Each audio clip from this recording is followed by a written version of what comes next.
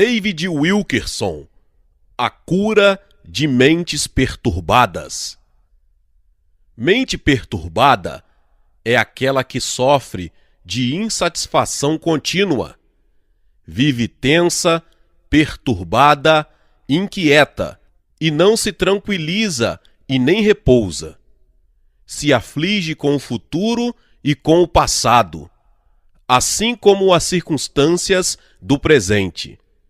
E estou convencido de que há mais mentes perturbadas na atualidade do que em qualquer geração anterior. Quem vive nas grandes metrópoles vê provas diárias disto.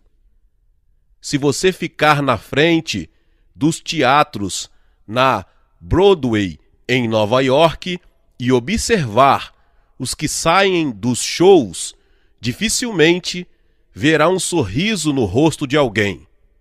São pessoas que pagaram $80 para encontrar alívio temporário de suas cargas, mas saem com uma carga maior do que quando entraram.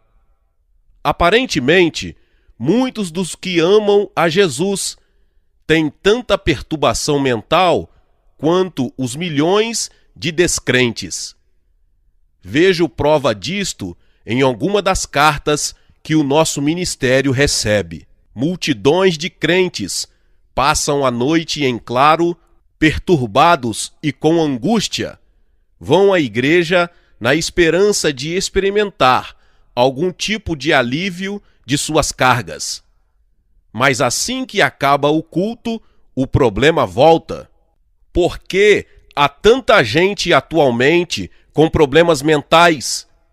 Quero compartilhar com você alguma de 3 razões que eu creio que o Espírito Santo tenha me mostrado. A primeira razão é que muitas pessoas são perturbadas pela pressão dos tempos.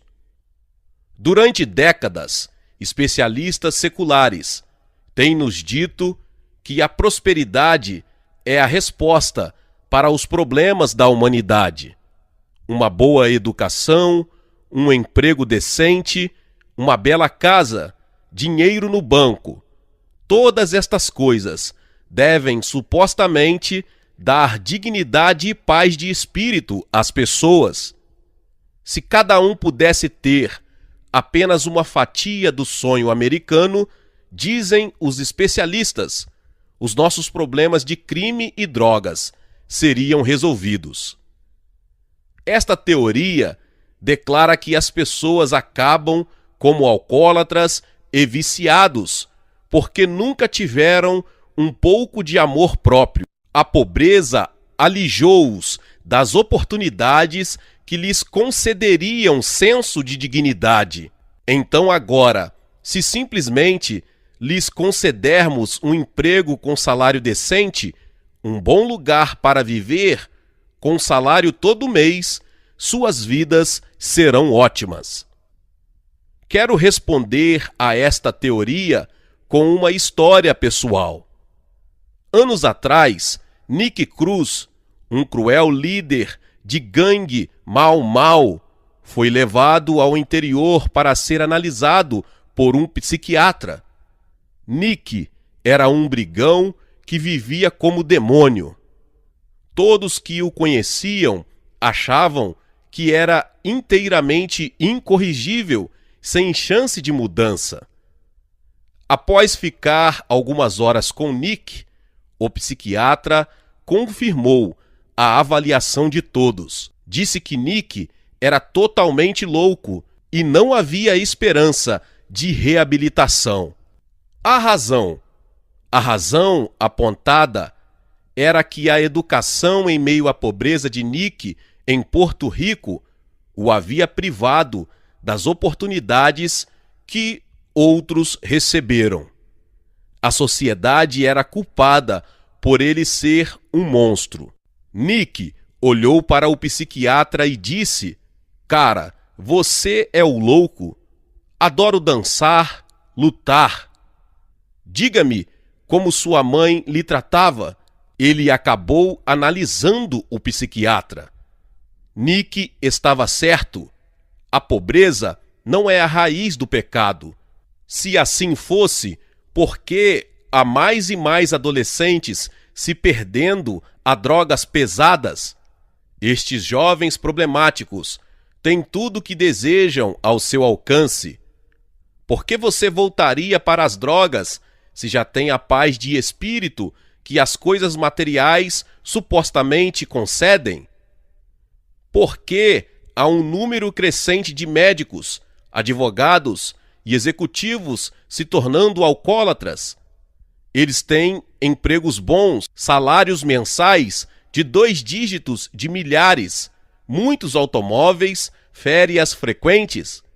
Mesmo assim, se voltam cada vez mais ao álcool para amortecer suas mentes perturbadas. Fui a Wall Street no fim do expediente, quando a bolsa de valores fecha. As portas então abrem e fecham, enquanto os corretores saem correndo como um estouro da boiada, procurando o bar mais barato. Eles se amontoam às dúzias nos barzinhos minúsculos de Wall Street para encher a cara, tentando afogar as emoções no álcool. Por que não estão felizes? Por que têm tantos problemas na cabeça? Eles têm tudo o que lhes disseram que precisariam para sentirem-se realizados. Têm uma renda confortável, possuem casas de férias, fumam charutos de $50, bebem vinho de $300, têm carros caros, contudo se embriagam para conseguir aguentar pelo menos até o fim do dia. Por que estas pessoas não desfrutam de uma paz de espírito tranquila, saciada? É porque temem perder tudo. Temem que a economia entre em crise e de que, de repente, tudo aquilo que trabalharam para acumular desapareça como fumaça. Jesus preveniu que nos últimos dias o coração das pessoas seria atormentado pelas crises que ocorreriam no mundo. Haverá angústia entre as nações em perplexidade por causa do bramido do mar e das ondas. Haverá homens que desmaiarão de terror e pela expectativa das coisas que sobrevirão ao mundo, pois os poderes dos céus serão abalados. Lucas 21, 25 e 26. Jesus disse que os acontecimentos que sobrevirão ao mundo serão tão assustadores que as pessoas literalmente cairão mortas por falência cardíaca. Agora mesmo estamos testemunhando exatamente o que ele previu: o caos mundial, confusão, agitação. As notícias que surgiram no mês passado, dezembro de 1998, por si só já são suficientes para afligir e causar perplexidade até nas mentes mais sólidas. Essas são informações de dezembro de 1998.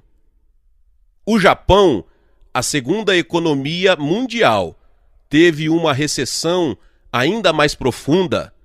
O segundo maior banco entrou em falência, com débito de milhões de dólares. Agora, o governo federal intervém para assumir o banco, mas outros bancos japoneses devem logo entrar em colapso também. Alan Greenspan, presidente do Banco Central americano, afirma que a Bolsa de Valores americana está se comportando exatamente como antes da crise de 1929. Segundo Greenspan, esta especulação feroz que estamos vendo é do mesmo tipo que produziu a Grande Recessão. 5 grandes grupos industriais americanos anunciaram o corte de 50 mil empregos em apenas 2 semanas. O presidente dos Estados Unidos recebeu o pedido de impeachment por parte do Congresso. Porém, a atitude da maioria dos americanos foi: e daí? Um congressista republicano disse nestas palavras: vamos esquecer o impeachment? Vamos esquecer esta coisa de moral? Se tirarmos o presidente, vamos perder a prosperidade e acabar em recessão. As suas palavras refletiram a atitude da maioria dos americanos. A moral não é mais importante, pois a única coisa que é importante é o dinheiro. O lema que deu emprego ao atual presidente foi: o que conta é a economia, seu bobo. Um respeitável professor de Nova York foi despedido por colocar a Bíblia em cima da mesa, deixando-a à disposição dos alunos. Ele era um dos melhores professores da cidade. A média de sua classe era acima das demais. Se ele tivesse posto uma caixa de preservativos sobre a mesa, não teria lhe acontecido. Mas ele foi despedido por ter levado a Bíblia à escola. Todas estas coisas são dolorosas e causam perplexidade a qualquer pessoa que ame a Jesus. Em verdade, o nosso ministério recebe montes de cartas de crentes de todo o país que se preocupam com a ruína moral da nação. Uma destas cartas veio de um pastor na faixa dos 90 anos. Ele recorda a imoralidade da década de 20, que trouxe julgamento sobre nosso país através da Grande Depressão Econômica. Ele testemunhou 2 guerras mundiais, viu os transportes mudando de carroças a cavalos a naves espaciais, viu a comunicação indo dos rádios que chiavam a internet. Em resumo, viu de tudo. Agora ele escreve que a pecaminosidade que ocorre em nosso país hoje lhe causa mais pesar do que qualquer coisa que já tenha testemunhado. Ele mal consegue absorver, diz, porque está tudo tão rápido e a profundidade da depravação está além da compreensão. No entanto, Jesus traz uma palavra de garantia a despeito de tudo que vemos ocorrendo. Ele ordena: vede, não vos assusteis, porque é necessário assim acontecer, mas ainda não é o fim. Mateus 24:6.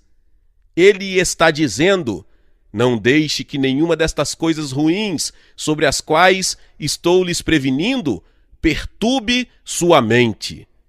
A segunda razão que muitos cristãos têm a mente perturbada por estarem perplexos com a sua pecaminosidade, com as suas fraquezas e com a sua falência moral. Há muitas vozes no mundo hoje analisando por que as pessoas estão perplexas e abaladas, mas o resultado é nada mais que uma babel de razões confusas. O fato é que nenhuma pessoa que realmente ame Jesus Cristo será abalada pela perda potencial de coisas materiais.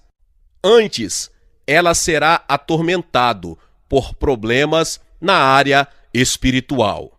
Paulo conhecia a verdadeira causa das nossas perplexidades e das nossas perturbações.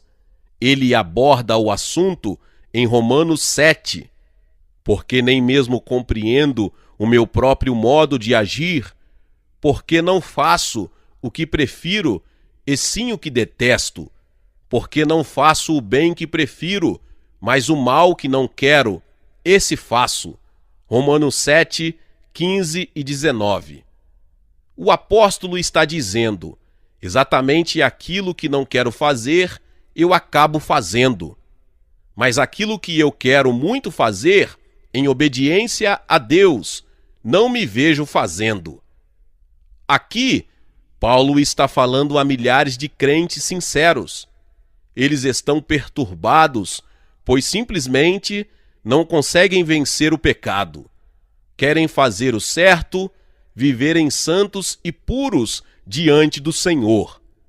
E odeiam o pecado que tão facilmente os tenta. Mesmo assim, continuam voltando para ele.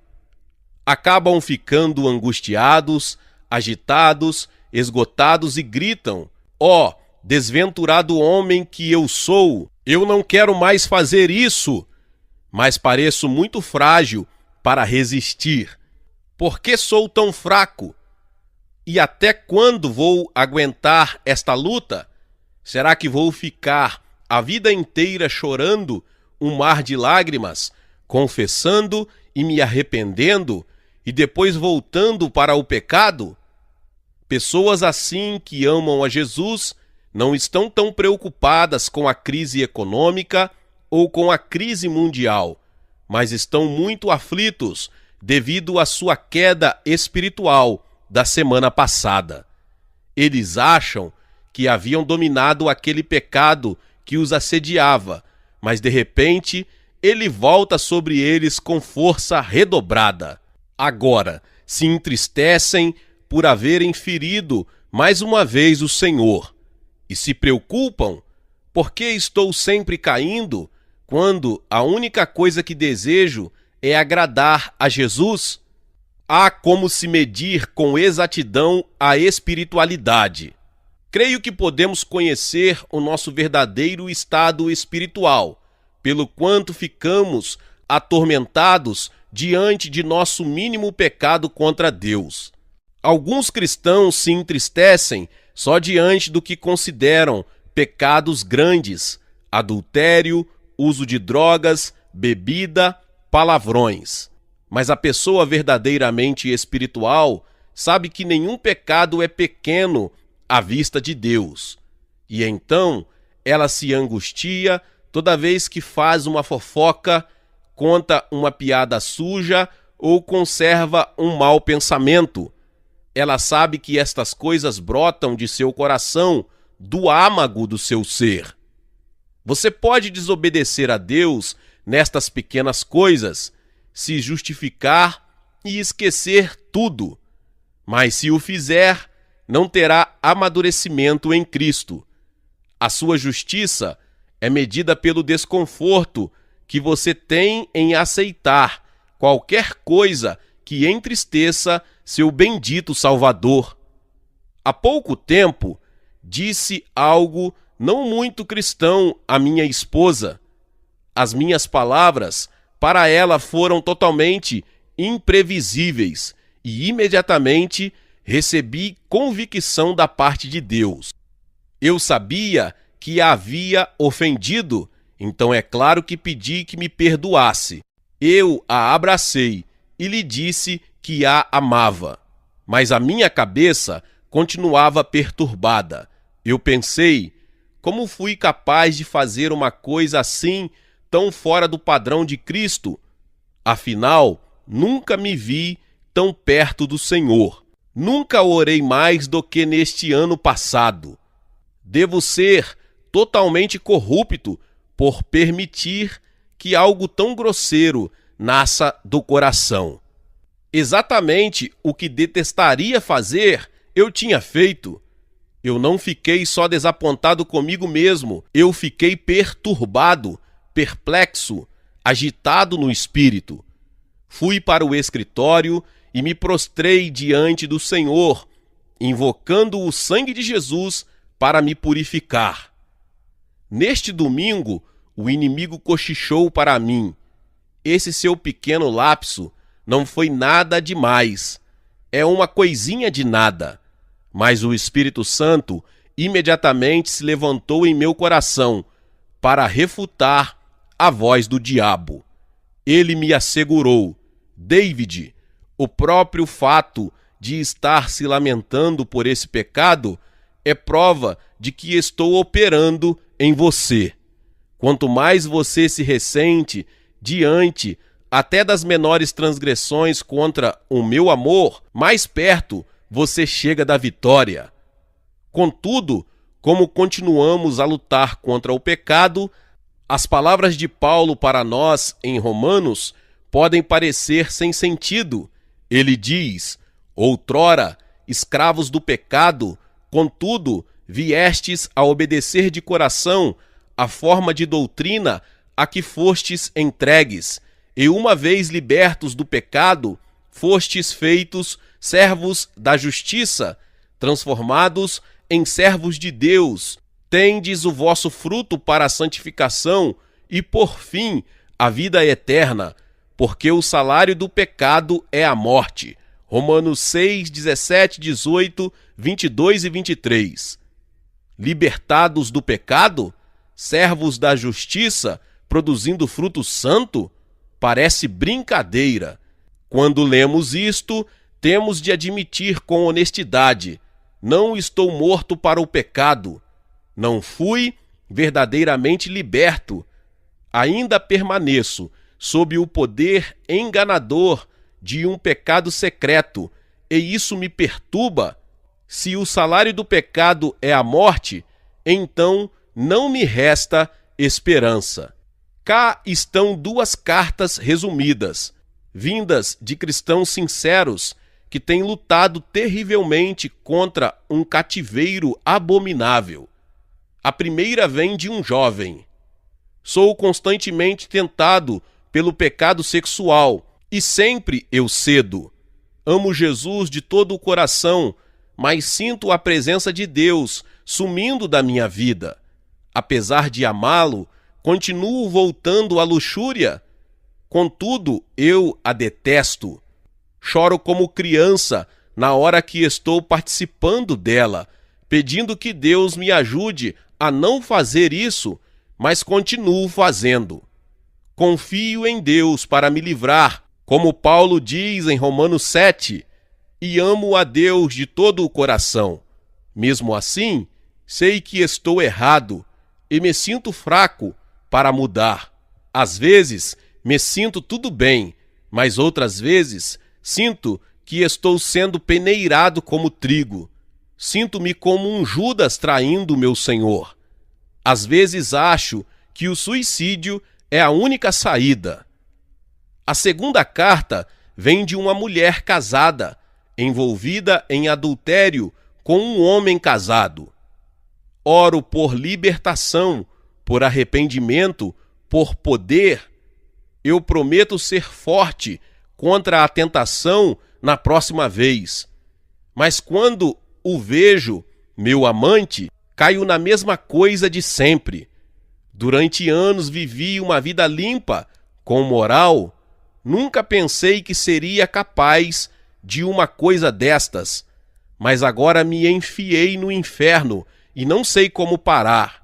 Quando leio suas cartas circulares, recebo convicção da parte de Deus, oro e tento expulsar qualquer demônio que possa ter entrado por causa do pecado, mas sinto-me amaldiçoada. A mente fica competindo com todos os versículos das Escrituras que falam contra o que estou fazendo. Sinto-me réproba. Estou cheia de culpa, de medo, de pânico, de nojo. Sinto-me tão só, separada e isolada de Deus. Recebemos muitas cartas como estas. São gritos pedindo ajuda, vindos de mentes perturbadas por um pecado que os assedia. Ainda assim, devo dizer a todos os que amam Jesus e que sofrem este terror, este grito íntimo, incomodativo, esta luta na mente, é obra do Espírito Santo. Deus enviou-nos o seu Espírito para travar batalha contra a nossa carne e os seus desejos e luxúrias. Assim, se você não se sente perturbado quando cai, se você consegue deixar a coisa para lá sem sentimento de culpa, de tristeza ou pesar, então o Espírito Santo não está em luta dentro de você. Contudo, se você está recebendo convicção da parte de Deus, até mesmo diante da mais leve transgressão, você está perto da verdadeira vitória. Ele está vencendo a batalha em seu coração, produzindo uma tristeza piedosa que leva ao verdadeiro arrependimento. A terceira razão, Deus providenciou um antídoto em favor da cura de mentes perturbadas. Há uma vitória à nossa disposição contra todas estas coisas que atrapalham nossas mentes. Está embutida em uma aliança que Deus fez há muitos anos atrás com Abraão e seus descendentes, para nos libertar dos nossos inimigos e da mão de todos os que nos odeiam, para usar de misericórdia com os nossos pais e lembrar-se da sua santa aliança e do juramento que fez a Abraão, o nosso pai, de conceder-nos que, livres da mão de inimigos, e adorássemos sem temor, em santidade e justiça perante ele, todos os nossos dias. Lucas 1, 71 ao 75. O pacto de Deus com Abraão e seus filhos é claríssimo. Ele nos livrará de todos os nossos inimigos, para que vivamos sem temor, perturbações e em descanso todos os dias de nossa vida. Amado, esta aliança se aplica a cada um de nós que vivemos hoje. Segundo Paulo, todos os que receberam Cristo como Senhor pela fé são da semente de Abraão. Estes filhos de Deus não são propriamente os da carne, mas devem ser considerados como descendência, semente, os filhos da promessa. Romanos 9:8. Sabei, pois, que os da fé é que são filhos de Abraão. Gálatas 3:7. Então, como podemos reivindicar esta promessa de aliança? Abraão fez uma pergunta semelhante ao Senhor, quando não viu resolução para o seu dilema. Ele pergunta: "O que me darás, Senhor, vendo que não tenho um filho?" Eis a resposta de Deus: "Eu sou o teu escudo, o teu grandíssimo galardão." Gênesis 15:1. O Senhor lhe disse: "Abraão, vou lhe dar a mim mesmo, e só. Eu serei o seu defensor e seu grande galardão, pois eu sou quem eu sou." Você jamais precisará ter medo de qualquer inimigo enquanto viver, porque lhe serei Deus. O plano de Deus para nós sempre foi simples. Ele diz: você não tem de ter medo de nenhum poder que se levantar contra si. Eu vou agir como defensor, todas as vezes. Se simplesmente confiar em minhas promessas, lançando-se aos meus cuidados pela fé, serei Deus Todo-Poderoso para você. Conquistarei todos os seus inimigos e os derrubarei à sua frente. Você será vitorioso, mais do que vencedor, e viverá os seus dias em paz, sem medo. Eu lhe pergunto: você está vivendo seus dias sem medo, em paz de espírito, com a mente descansada? A maioria de nós não vive sequer um minuto desse jeito. Entramos e saímos dos nossos momentos de paz, mas não ingressamos inteiramente no descanso de Deus.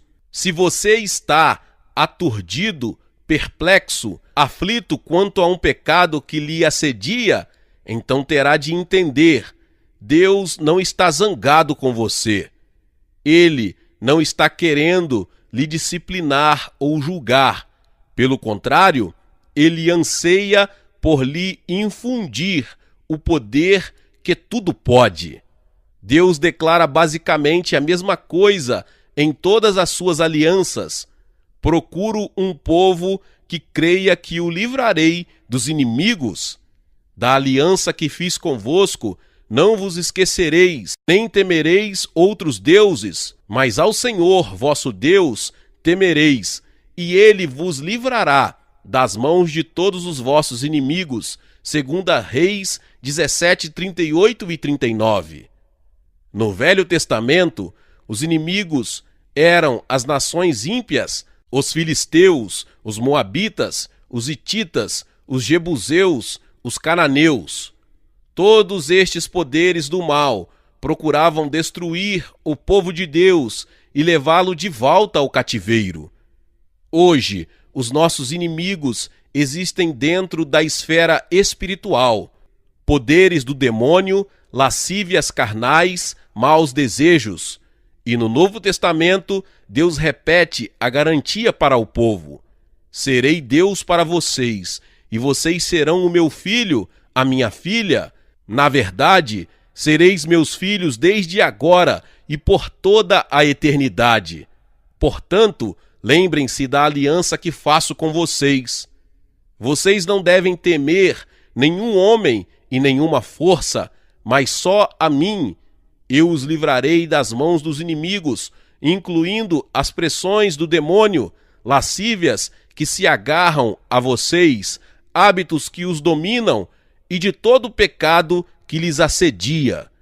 Você pode perguntar: por que então não tenho esta aliança sendo cumprida em mim?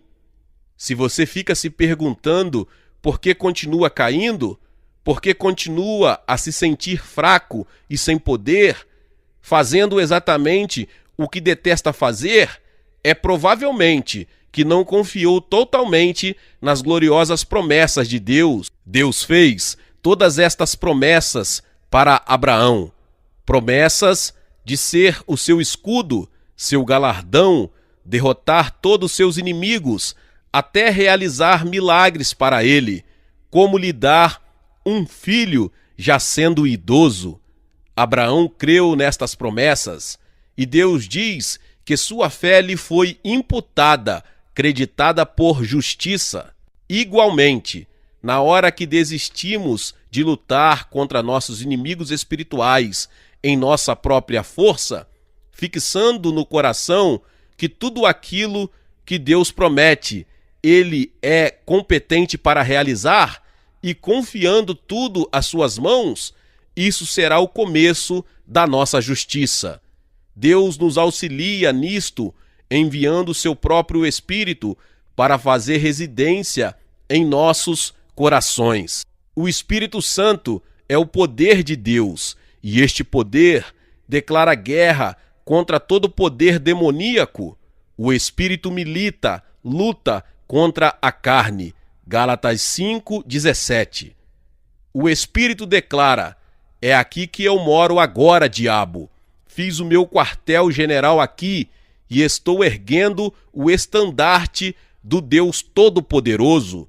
Você não manda mais aqui e a sua briga não é mais com o meu filho, agora é comigo. Eu vou lhe perseguir, frustrar o seu esquema e combatê-lo em todas as frentes. Este meu filho é agora templo do meu Espírito Santo. Andar no Espírito não é complicado, é simplesmente crer no que Deus disse: andai no Espírito e jamais satisfareis a concupiscência da carne. Versículo 16. Simplificando, confie no Espírito Santo, creia na garantia de assumir a sua causa, ande no poder da promessa que ele fez de combater por você. A palavra de Deus nos dá uma sólida promessa que é tiro e queda para toda a angústia da mente.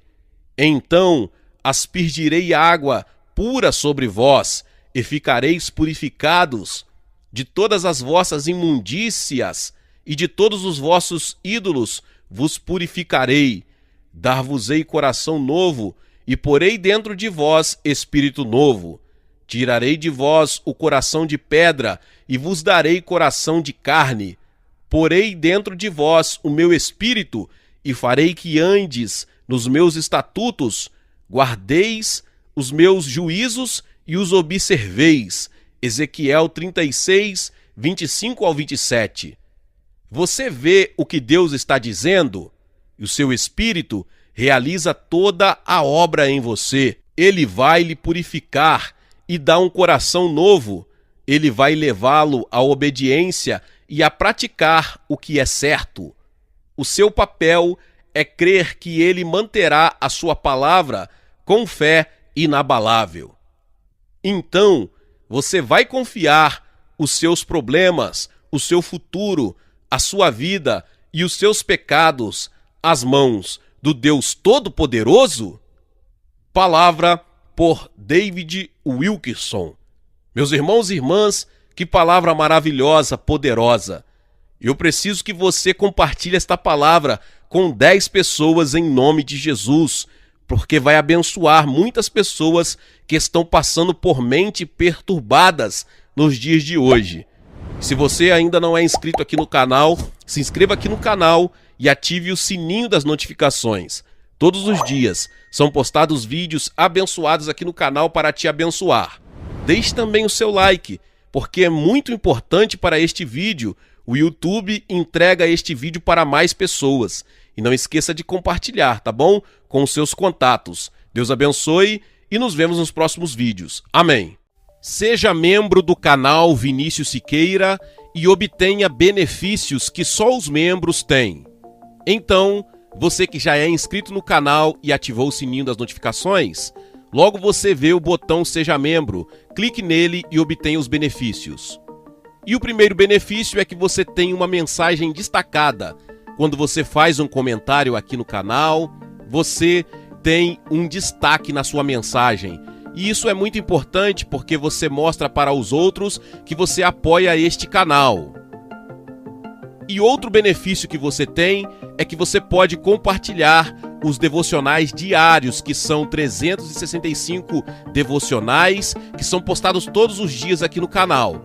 Existe um grupo específico e a pessoa recebe um link que é direcionado para o grupo.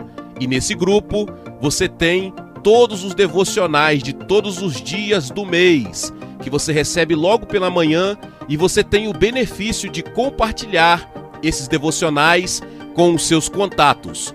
Esse benefício é apenas para os membros. No YouTube não tem como compartilhar os devocionais, apenas ler na comunidade do YouTube, mas quem é membro tem o benefício de compartilhar com todos os seus contatos e as suas redes sociais. Seja membro!